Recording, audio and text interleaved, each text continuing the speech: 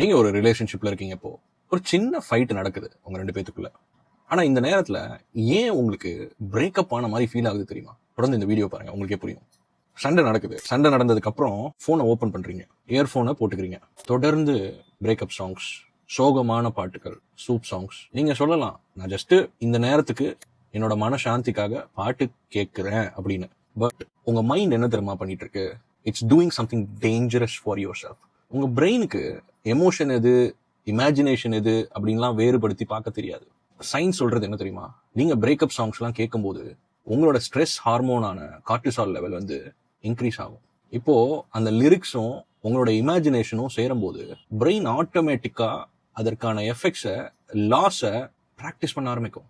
உங்களோட subconscious mind நீங்க எதை தொடர்ச்சியா பண்றீங்களோ அதைத்தான் கேப்சர் பண்ணி உங்களுக்கு ரியாலிட்டியில காமிக்கும்.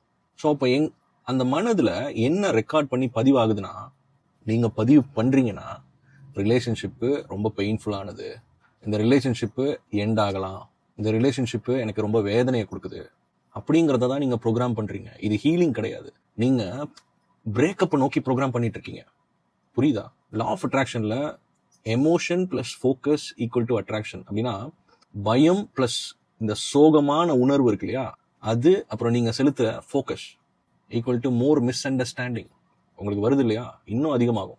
இது பனிஷ்மெண்ட் இல்லை, இதுதான் உள்ள இருக்கிறது வெளியில வருது. It's a reflection.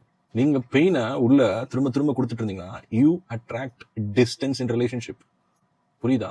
ஸோ அப்போ சண்டை நேரத்துல சோகமான பாட்டு கம்ஃபர்ட்டை கொடுக்குற மாதிரி தோணும். இங்க கம்ஃபர்ட் வந்து முக்கியமா கியூர் கிடையாது. What you listen to decides what you feel. What you feel decides what you attract. நீங்க ஹீல் ஆகணும்னா இந்த மாதிரி சாங்ஸை கேட்கறத ஸ்டாப் பண்ணுங்க. பிரேக்கப்க்கு ரிஹர்சல் பண்ணாதீங்க. அப்போ மியூசிக்கே கேட்கக்கூடாதுன்னு சொன்னீங்கன்னா நிச்சயமா கேட்கலாம்.